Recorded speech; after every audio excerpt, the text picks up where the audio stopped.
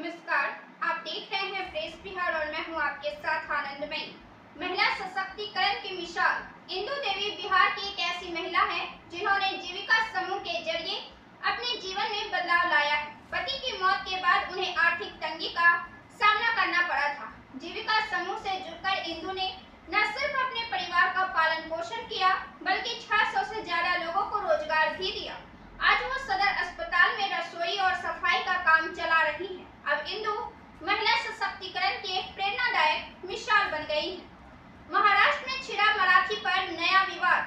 तमिलनाडु में तमिल और हिंदी विवाद के बीच महाराष्ट्र में मराठी को लेकर विवाद शुरू हो गया है। दुकानों के बाहर मराठी में बोर्ड लगाने के बाद शिवसेना ने मांग की है कि रेस्टोरेंट और अन्य खान पान के स्थलों पर मेन्यू कार्ड मराठी भाषा में होने चाहिए।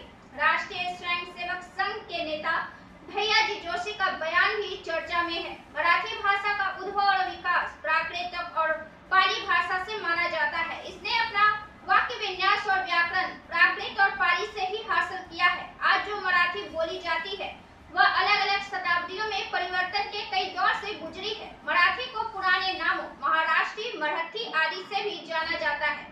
इसी भाषा में सभी आधुनिक इंडो आर्यन भाषाओं के सबसे पुराने साहित्य शामिल है जिनका अस्तित्व लगभग 900 ईस्वी से है। यही नहीं, सबसे पहले मिले मराठी ग्रंथ 11वीं शताब्दी के हैं। ये सभी तांबे और पत्थर की प्लेटों पर लिखे गए हैं।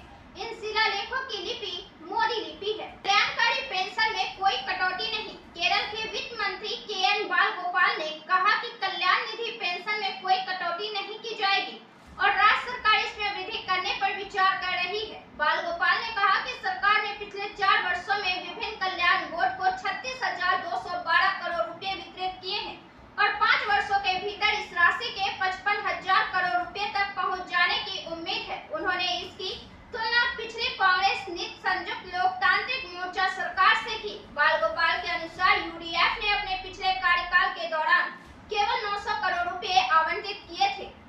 दिल्ली महिला समृद्धि योजना के लिए ये 5 डॉक्यूमेंट है आवश्यक। अगर आप दिल्ली की महिला समृद्धि योजना का लाभ उठाना चाहती हैं तो आपको दिल्ली का निवासी होना जरूरी है। ऐसे में योजना के लिए आवेदन करने से पहले आपको आधार कार्ड, वोटर आईडी और निवास प्रमाण पत्र भी जमा करना होगा। इसके अलावा योजना में लाभार्थी महिलाओं के लिए सालाना आय की बाध्यता भी तय की गई है। अगर लाभार्थी महिला के परिवार की सालाना घरेलू आय 3 लाख रुपए से ज्यादा है तो उसे योजना का लाभ नहीं मिलेगा। ऐसे में योजना का लाभ लेने के लिए आपको आय प्रमाण पत्र भी दिखाना होगा। इसके अलावा बीपीएल राशन कार्ड भी होना आवश्यक है। फिर शुरू होगी ये योजना। उत्तर प्रदेश सरकार द्वारा गरीब कन्याओं के विवाह के लिए एक और योजना की फिर से शुरुआत की गई है।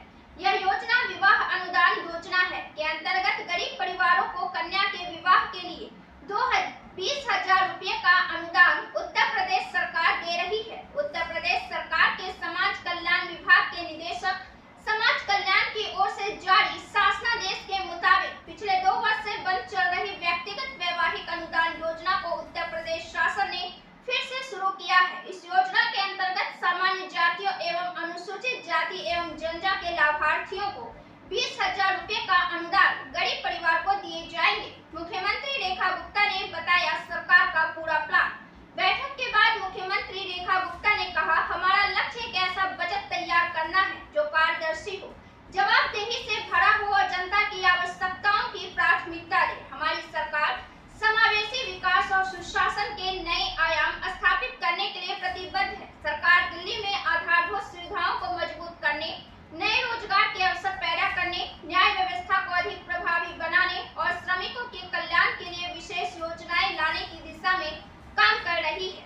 नई दिल्ली स्टेशन पर बनाई गई ये नई व्यवस्था महाकुंभ के दौरान नई दिल्ली रेलवे स्टेशन पर हुई भगदड़ के बाद एक टेम्पररी वेटिंग एरिया स्टेशन के बाहर बनाया गया था। अब इसे परमानेंट वेटिंग एरिया में बदल दिया गया है। यहीं पर टिकट काउंटर की व्यवस्था भी की गई है। यहाँ से किसी भी यात्री को तभी प्लेटफॉर्म पर जाने दिया जाएगा जब उसकी ट्रेन का टाइम होगा और उसके बाद कंफर्म टिकट होगा। वेटिंग एरिया के बाहर और प्लेटफॉर्म के बीच भी रेलवे की व्यवस्था काफी चुस्त है। अलग अलग प्लेटफॉर्म के लिए अलग अलग गेट बनाए गए हैं।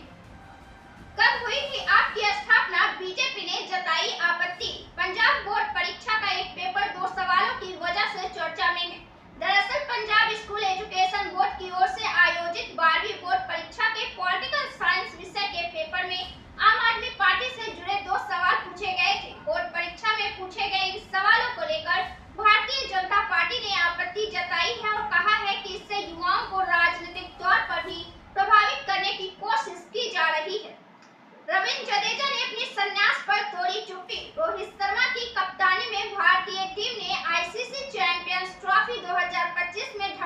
पहुंचा दिया और अजय रखते हुए खिताब अपने नाम किया। 9 मार्च को हुए टूर्नामेंट फाइनल में भारतीय टीम ने न्यूजीलैंड को 4 विकेट से करारी शिकस्त दी।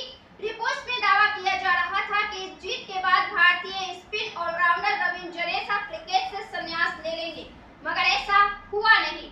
महाराष्ट्र में स्मारकों की बहार। महाराष्ट्र विधानसभा में फाइनेंस मिनिस्टर अजित पवार ने राज्य का बजट पेश किया।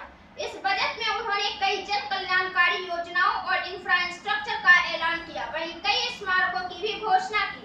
अजित पवार ने बजट में संभाजी महाराज के नाम पर स्मारक बनाने का ऐलान किया है। इसके अतिरिक्त इंदू मिल्स में बने अंबेडकर मेमोरियल का काम जल्द ही पूरा करने का भरोसा दिया है। उन्होंने कहा कि संगमेश्वर में छत्रपति संभाजी महाराज एक स्मारक बनेगा। वहीं बाबा साहब ठाकरे एक भव्य स्मारक भी मुंबई में बड़ी लागत से बन रहा है। इस बजट में इस स्मारक के दूसरे चरण के लिए 220 करोड़ रुपए की राशि आवंटित की गई है। भूपेश बघेल के घर पहुंची नोट गिनने की मशीन। छत्तीसगढ़ की सियासत में इस समय भूचाल मचा हुआ है। दरअसल प्रवर्तन निदेशालय की टीम ने पूर्व मुख्यमंत्री भूपेश बघेल, उनके पुत्र चैतन्य बघेल समेत 14 करीबियों के ठिकाने पर दबिश दी है। ईडी ने शराब घोटाले के मामले को लेकर कई कार्रवाई की है। पूर्व सीएम भूपेश बघेल के घर दस्तावेजों की जांच कर रहे अफसरों ने नोट गिनाने की मशीन मंगवाई। बैंक कर्मचारी पुलिस की सुरक्षा में नोट गिनने की मशीन लेकर बघेल के घर पहुंचे। लड़की बहन स्कीम में फडणवीस सरकार ने घटाए 10,000 करोड़ रुपए। पिछले साल 2024-25 में लड़की बहन स्कीम योजना का बजट 40,000 करोड़ था, लेकिन अब 10,000 करोड़ रुपए कम रखा गया है। यही योजना का उद्देश्य महिला सशक्तिकरण को बढ़ावा देना और गरीब परिवारों में महिलाओं को आर्थिक रूप से सशक्त करना है।